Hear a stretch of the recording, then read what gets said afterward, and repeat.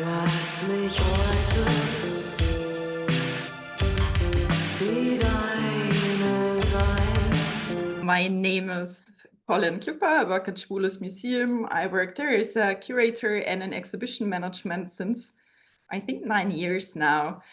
And Petra GALL, I know her actually since I arrived at Schwules Museum. One of the first visuals in the exhibition about LGBTIQ history at the time showed like a massive photograph of her from Walpurgis night. And it's like this bunch of women at a demonstration running towards her. So it's like a super energetic photograph, I think, which already captures the vibe of Petra GALL's photography. So basically, I was already like greeted when I started working at Schwules Museum by Petra GALL, and now she comes back to me in a different sense in that exhibition.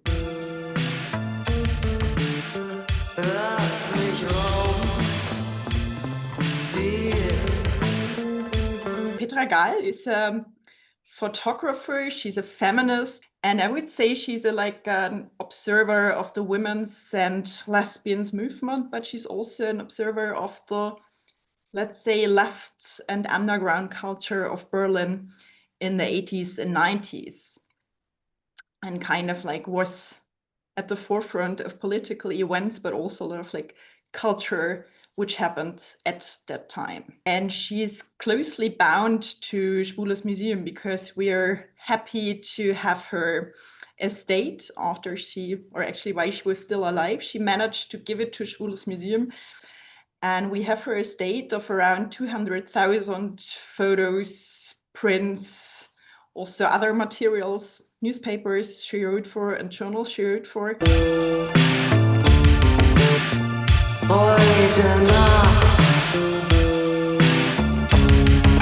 We were invited by a photo festival called Kommunikation und Haltung. You can maybe translate it as communication and taking a stance, which was like the motto of this photo festival.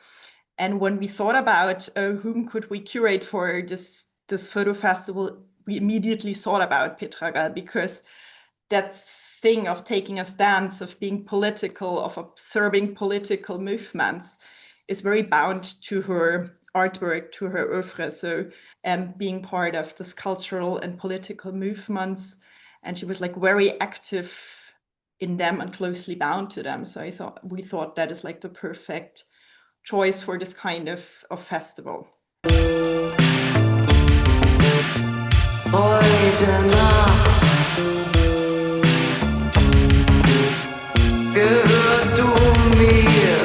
She changed her profession in a way as well with her move to Berlin. She initially, she lived in Konstanz before, and she grew up in Saarland. And when she came to Berlin, which was 1981, she was 26. She was quite young. And I think it's not a coincidence that she chose to come to West Berlin, which was super vibrant, culturally rich, and politically active at the time. And I think it's also not a coincidence that she started to photograph it. Like initially, she started Slavic studies in history and politics, and then kind of became a self-taught photographer.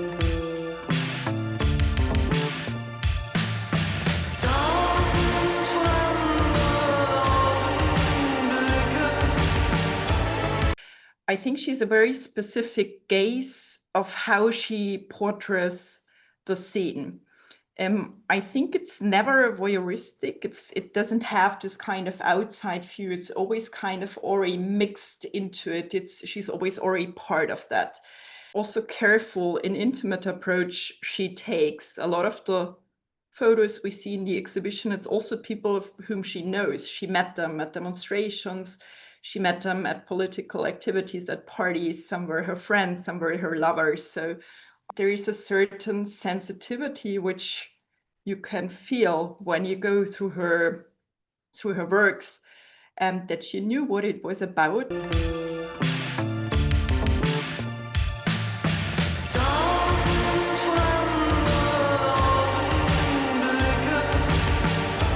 Always the camera is always part of her life. She took it with her all the time, I think. We have photos from her apartment where they built a new floor, and it's kind of funny photos because it's like a naked person laying on the floor and everyone's having fun. Even those photos, because you see this naked person, has a super interesting, very intimate, but also very fun and joyful for a nude, you know, which is not a classic nude per se. It also is not voyeuristic, but it has a certain, maybe erotic or maybe like just very warm gaze towards the body she's looking at. So I think that's very special about her works.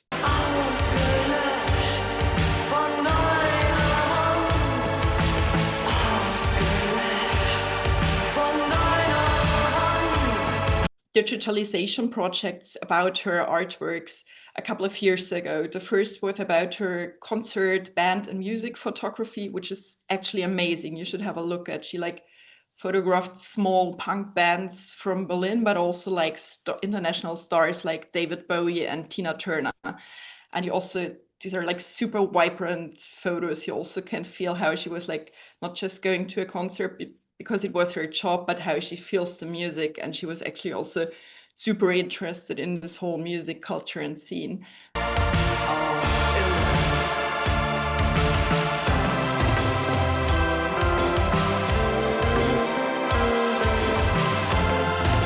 The second digitalization project was actually about the women's and lesbian scene in West Berlin and after the reunification in whole Berlin. So there was already this work done where they looked at all the negatives and prints. They already categorized it, and also actually Petra Gall did a very neat job in organizing her artworks.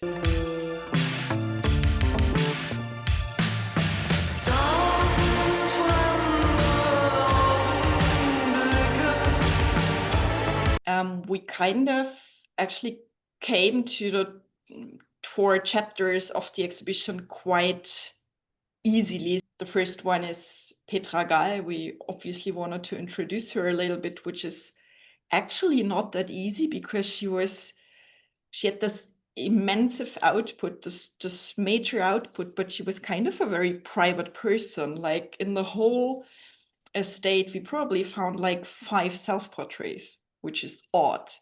You know, she was not, but I think it tells you something about how she went through the world. She was not very self-centered. She was quite humble, I would say, about her artwork. And we found like one really amazing portrait of her, which is in the exhibition, and one tiny photograph where we don't know who actually made it, where she is on a motorbike and she's motorbiking in the Canary Islands.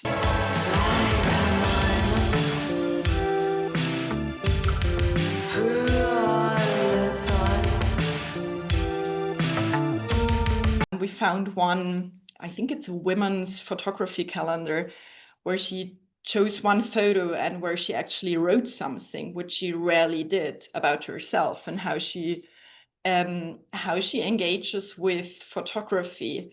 And I think that's maybe one of the like interesting most interesting documents we have from where she actually speaks with her own voice and where she says how she kind of tries to never make secret pictures. And I think that's quite interesting when we think about photography at those times. Lass uns lieben, wie von Sinnen. The first chapter is the Berlin squatting scene and lesbian and women projects who I would say took space, because it was like a massive movement in Germany, but in Germany, especially in Berlin. And women and lesbian were always part of that, like taking room, not just for living, but also for actually doing political projects. And you have that very, I would say, common political divide at one point, that women and lesbians started to squat their own houses. So there's kind of like a separatist move, which you see in political groups during the time. It's quite common, no, that women in the left started to organize themselves as women, but also lesbians don't necessarily did get along with gay men, because they thought some of their topics, some of their issues, but also some of their, I would say, social behaviors were not reflected enough.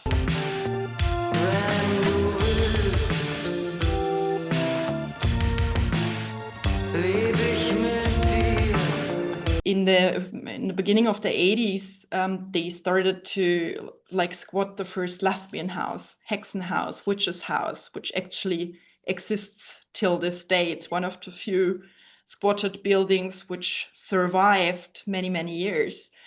And we portray 4 of those projects in squatted houses. Maybe just to give you an example, one project is Pelze. Pelze means furs in English, or in German, the other way around. And it was like actually a building quite close to Schwules Museum in Potsdamer Straße in Berlin and Schöneberg. And it was a fur shop before, so selling, coats and stuff like that. And they just took the name because I think it has a certain sensuality to it also, and made it into this, I think, quite fascinating avant-garde cultural sex positive space. They had like art shows, they did a lot of performance art. They did fashion shows, which is quite interesting in the 80s, because fashion and the women's movement was not always on the forefront. There was also a part of the women's and lesbian movement who thought you should get a little bit rid of being beautiful for someone else, for a male gaze or for whomever.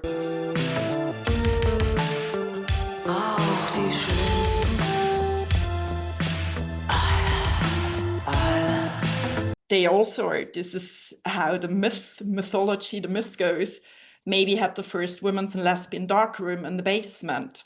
So it was also a very, how to say, sex positive, a very curious, a very sensual scene or a performance space she portrayed.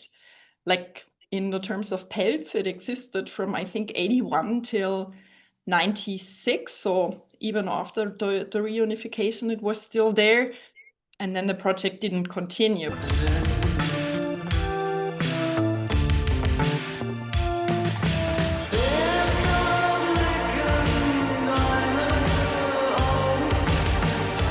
One big part of the exhibition is like sex positive movements. So she did actually photograph, I think it was 1986, one of the very few or very first, or maybe the first I know of, women's and lesbian BDSM weekend. So there were these women doing BDS or living their BDSM sexuality, while at the background, the majority of the women's movement was quite, it was the sex wars. People discussed about how pornography is inherently degrading or humiliating to women, and how Emma did like this major campaign end of the 1980s. Emma is a German feminist newspaper or journal. Porno, like trying to actually criminalize pornography. And they had the same stance towards BDSM sexualities. Like the fear was, isn't it that women who are suppressed in society just eroticize their suffering? Like is submitting to someone sexually, is that just, the wrong consciousness in a way? And the scenes Petra Gall photographed took a very different stance. And their stance was to, I would say, develop a sexual ethics based around consent. So everything is okay when 2 adults are entering in a consensual sexual relationship.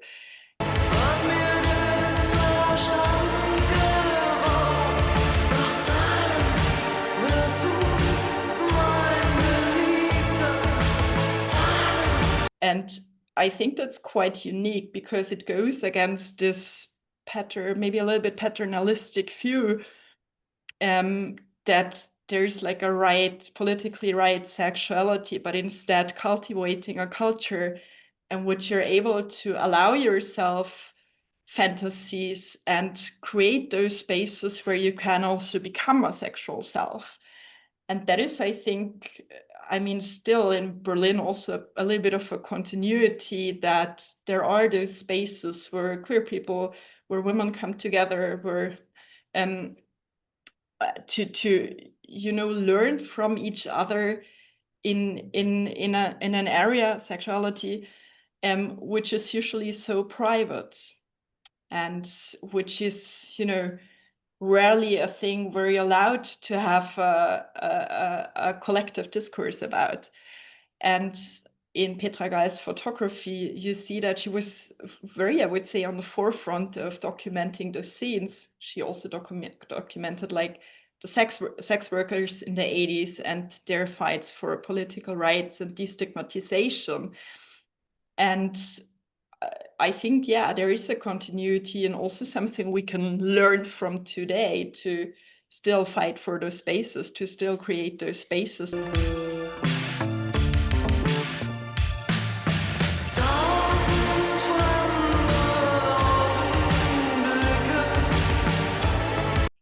It's on like the German title, which is Feuer und Flamme dem Patriarchat. It means kind of the same. It's like fire and flames to the patriarchy. It has the same meaning. It's on one of the huge banners of one of the demonstrations. A couple of women or lesbians are carrying it. And we thought it's quite poignant because there is this, fighting spirit towards the women and lesbian movement and left-wing movement, I would say, at the time, who really wanted to not just quietly change things through going to a party and trying to demand things in parliament, but actually like the new left had different ways of, I would say, demanding that things are changing now. And that kind of anger or emotion or urge to, they had enough, I think is quite visible in that picture of burning down the patriarchy. We don't try to slowly change it or make it a little bit nicer. We need to like destroy it so something else can emerge and there can like a new seed grow, which is hopefully less discriminatory and less violent.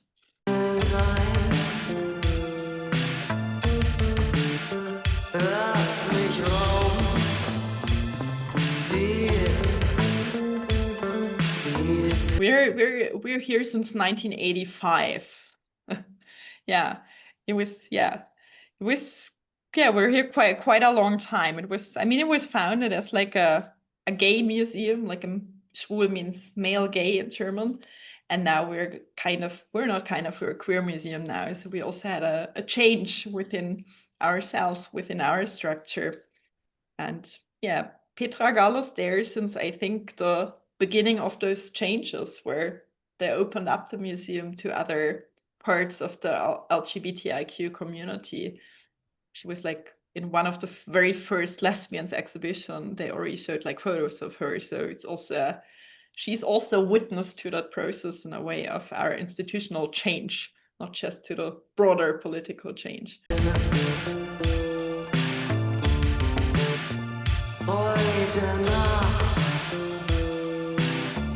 I think there is a very specific political breaking point in the German political situation due to the reunification, which is also very present in the exhibition.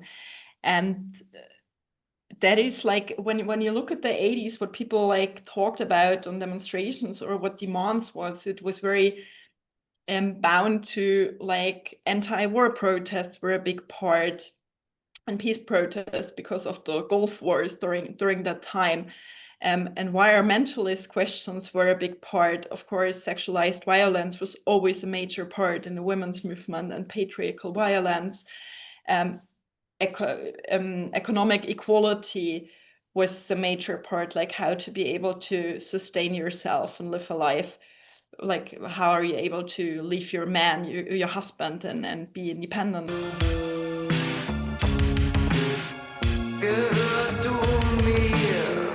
But then you have the 90s coming and the reunification, and I think a politically accurate history is it was one of the most, like the peak times of racist violence in Germany So the reunification was not a joyful place for a lot of people, for a lot of migrants, and for a lot of racialized people, and also for a lot of queer people, actually, because the situation got so bad, and you had this neo-Nazi violent outbursts in the 90s. Leid ein Gott, mir seine Stimme. I think it's an exhibition which is still quite hopeful despite our current circumstances. And I think what is interested in, even if a lot of things did not change, or when I go through this exhibition, I'm like, oh, we still didn't legalize abortions, for example. You know, that's like a battle in the feminist movement since the 1970s in Germany. It's still not legal. It's still part of the criminal code. I'm like, how many more years do we have to fight that? Even if right now most of the majority of Germans actually are for a decriminalization, but still it doesn't, it's still part of the criminal code. Or I think other topics are very present, which are also part of the exhibition, like violence against women or queer people. Also racism, maybe we can say a little bit about that later. Or economical equality, that's not, you know, we're not there yet, but I think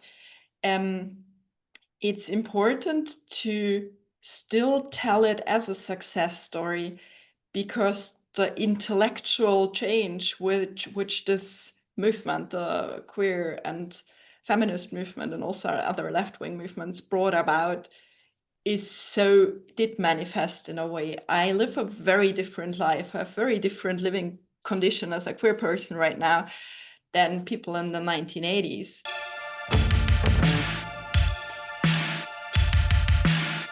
Lass mich heute die deine sein. Lass mich rauben dir die Sinne. Heute Nacht